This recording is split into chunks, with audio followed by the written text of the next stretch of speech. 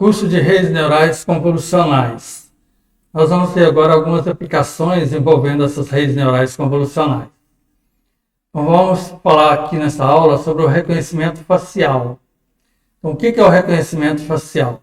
A gente pode dividir isso em duas categorias, a chamada verificação facial e o reconhecimento facial em si. Na verificação, a ideia é verificar se a pessoa da imagem da câmera é a mesma de uma imagem pré-cadastrada. Por exemplo, quando você vai fazer login no seu celular usando o reconhecimento facial, você tem uma imagem facial sua, da sua face, armazenada lá no celular, e aí quando você quer fazer login, a câmera vai pegar a sua imagem atual e vai comparar com essa imagem pré-cadastrada e vai dizer se é ou não a mesma pessoa, né? Se vai poder fazer ou não o login. Então, esse seria um exemplo de verificação facial. Aí tem vários exemplos assim. Mas com uma empresa que tem lá o cadastro dos seus funcionários, aí para você entrar no prédio, você tem que passar seu crachá, e vem uma câmera e tira sua foto.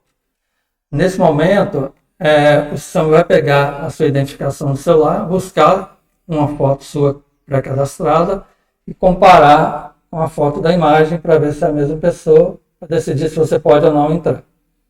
Isso acontece também em aeroportos, por exemplo, com o seu passaporte. Então você tem lá a foto do passaporte cadastrada, e aí a câmera pega a sua imagem atual e compara com a foto que está pré-cadastrada lá no passaporte para ver se é a mesma pessoa. Então isso é chamado de verificação facial. É um casamento 1 para 1. Onde você compara uma imagem com outra e decide se elas são similares aí. Bom, o reconhecimento facial, a ideia é verificar quem é a pessoa de uma imagem da câmera, consultando um banco de dados com várias pessoas cadastradas. Então, por exemplo, a sua empresa poderia usar um sistema diferente, você não precisaria de um crachá para entrar. Você chega no prédio, na entrada, a câmera tira uma foto sua, e o sistema então vai pegar essa foto e comparar com cada foto que está lá no banco de dados de funcionários e ver se tem alguma foto muito similar àquela da câmera e vai então reconhecer ou não, né, quem é que está ali naquela imagem e se ele pode ou não entrar. Então, nesse caso, eu tenho um casamento aí que é 1 para N, ou seja, tem uma imagem da câmera que eu vou comparar com N e outras imagens pré-cadastradas. Então, são duas variações aí desse reconhecimento facial.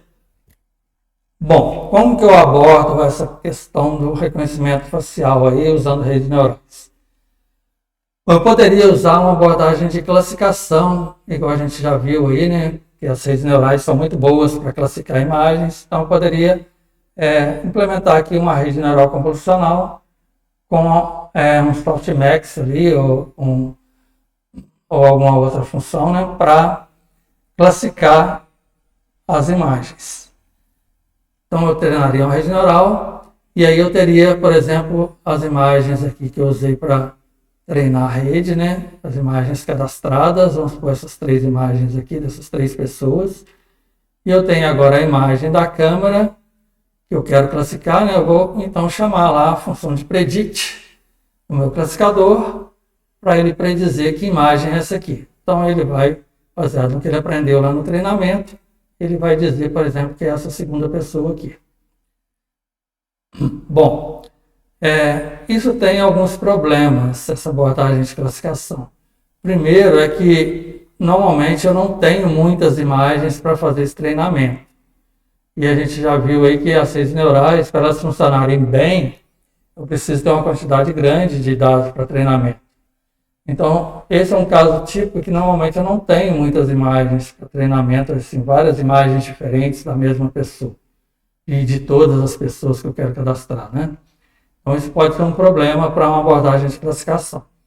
E o outro problema imagina aquele caso da empresa com vários funcionários. Se eu precisar adicionar um novo funcionário agora, contratei um novo funcionário, ou alguém saiu, né? Eu precisaria treinar novamente essa rede, porque as classes mudaram. Cada pessoa é uma classe. Então, cada vez que tiver uma mudança nessas pessoas, eu preciso treinar novamente a rede. E dependendo da aplicação, isso não é muito viável, né? Se eu tiver mudanças constantemente, esse aí pode ser um problema. Bom, uma outra abordagem que eu posso usar é usar uma função de similaridade e verificar qual que é a similaridade entre essa imagem da câmera e cada uma das imagens pré-cadastradas. Então aí eu comparo essa imagem com essa e ele me dá um grau de similaridade entre elas, uma medida de similaridade. Comparo com cada uma das outras e vejo se tem alguma aqui com uma similaridade muito próxima ali. E aí eu posso definir, por exemplo, um threshold, um limiar ali que, se ele for próximo abaixo de um threshold aí, eu considero que é a pessoa que eu estou procurando ali. Senão, eu digo que a pessoa não é reconhecida ali. Então, a ideia é usar aqui uma função chamada aqui de D, de distância ou diferença aqui, entre duas imagens, e essa função vai me dar o grau de diferença entre essas imagens. Então, se esse grau de diferença aí for menor ou igual a um determinado threshold, eu digo que são a mesma pessoa, senão eu digo que são pessoas diferentes. Bom, uma proposta que surgiu aí nesse artigo que está aqui embaixo, do Teigman e outros aí de 2014, é uma proposta de um sistema chamado DeepFace. Então, DeepFace é um sistema conhecido, um modelo você encontra modelos treinados de reconhecimento facial, bastante conhecido aí. Então, o DeepFace, ele fez a seguinte proposta. Eles usaram lá uma rede chamada rede siamesa, uma arquitetura, um esquema de configuração de rede. Eu não vou detalhar aqui agora, mas só vou dar a ideia aqui. Então, a ideia é a seguinte: você pega uma imagem, passa aí por uma rede, né, que tem camadas convolucionais, pooling e densa, só que no final ele não tem lá uma função de classificação tipo softmax. Ele vai parar numa camada aqui que tem 128 neurônios. Ao parar aqui, o que ele gera é uma codificação dessa imagem no formato aí de um vetor com 128 números. Um vetor com 128 dimensões. E aí eu posso fazer isso com cada imagem, gerando então a codificação de cada imagem, e depois eu posso usar essas codificações para comparar uma imagem com a outra. Então eu vou passar todas as imagens aqui, né, usando os mesmos parâmetros. Então depois da rede treinada, eu uso os mesmos parâmetros de treinamento para todas as imagens para gerar essa codificação. Bom, então a ideia é a seguinte: se eu tenho, então, eu posso usar essa codificação como sendo aí uma função aí dessa imagem que extrai aí as principais características dessa imagem. E eu posso então usar esse resultado aqui, desse vetor. Então, se eu tenho um vetor de 128 dimensões, eu posso imaginar isso aí num espaço multidimensional, né, com 128 dimensões. Aí cada imagem dessa é um vetor. E aí, se eu tenho dois vetores, eu posso comparar e ver a distância entre esses dois vetores e usar essa distância como sendo essa diferença entre as imagens, de forma que, se eles forem bem próximos, eu posso dizer que são a mesma imagem, a mesma pessoa. Se eles forem distantes, eu digo que são pessoas diferentes. Então, a ideia é essa. Para calcular essa distância, eu posso usar a distância euclidiana, que é uma métrica muito usada aí para calcular a distância entre dois pontos no espaço. Então, essa medida dessa função D aqui vai ser dada pela norma da diferença entre os dois vetores. Então, pega um vetor, subtrai do outro, e essa notação aqui, essas duas barrinhas aqui, com esse 2 embaixo, é a notação aí da norma L2, a norma euclidiana. E ainda, de acordo com o artigo aqui, eu vou levar esse valor ao quadrado. Então, tem um número aqui, o resultado é um número, e vai me dar essa diferença entre essas duas imagens. Então, a ideia é treinar a rede para ela aprender os parâmetros de forma que, se as duas imagens são da mesma pessoa, então essa distância entre as imagens ela deve ser pequena, e se as imagens são pessoas diferentes, essa distância é grande. Então, a ideia do DeepFace é treinar uma rede assim. Bom, um outro sistema que surgiu depois, em 2015, do Schroff e outros aí, é o chamado FaceNet. É um outro modelo que ficou muito conhecido e é muito usado aí hoje, para reconhecimento de imagens, de faces, né? A ideia deles é usar uma função de perda chamada triplet, o triplet loss, que é a função de perda. Então, vamos entender aqui um pouquinho sobre isso.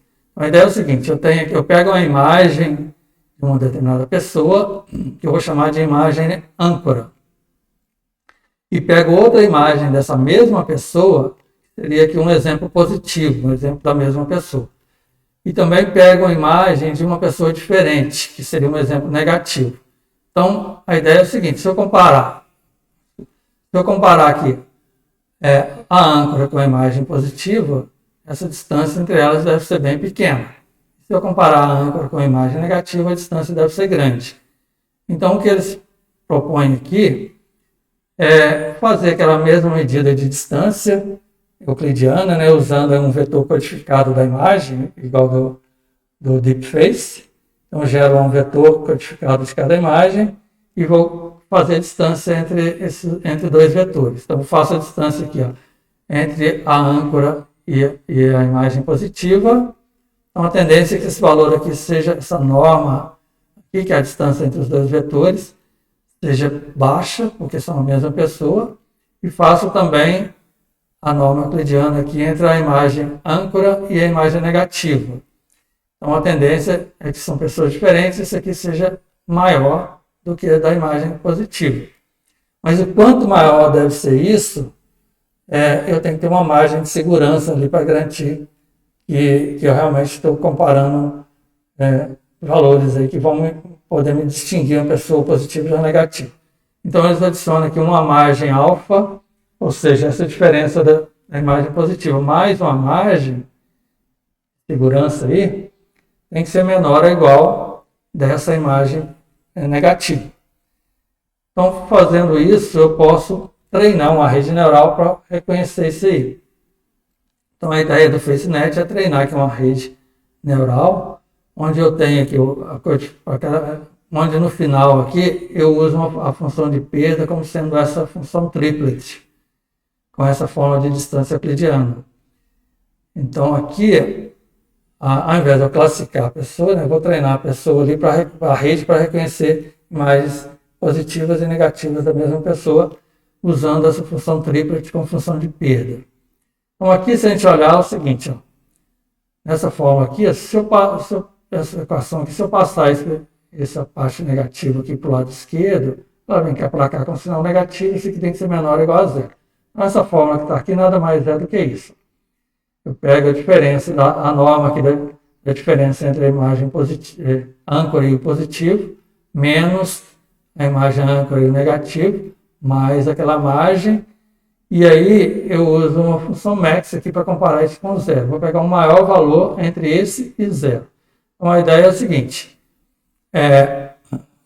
se essa distância for razoável, né, se realmente confirmar aí as imagens que é positiva ou negativa de um valor mais alto de distância, isso aqui tende a ser negativo.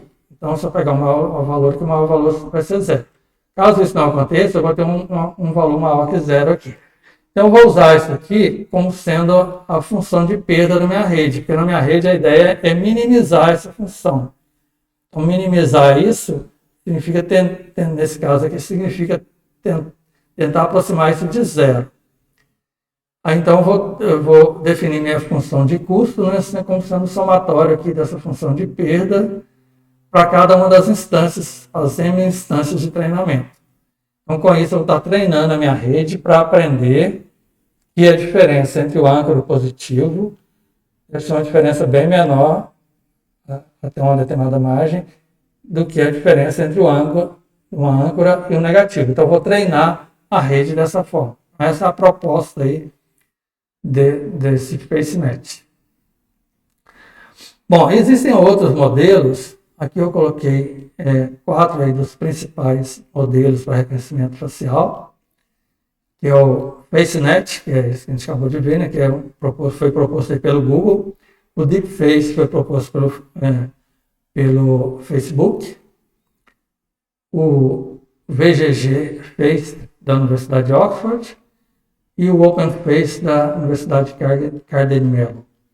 Aqui tem um link aqui, vocês podem ver depois nos slides.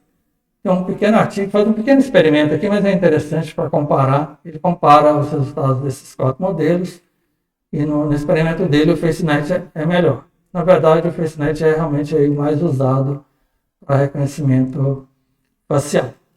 Depois nós vamos ver aqui nas próximas aulas um exemplo prático de um notebook aí, de como usar o FaceNet. Bom, aqui tem as referências, eu tenho um link para um pequeno artigo aqui de como criar uma rede siamesa com essa função triplet loss. Vocês podem depois entender um pouco mais de detalhe.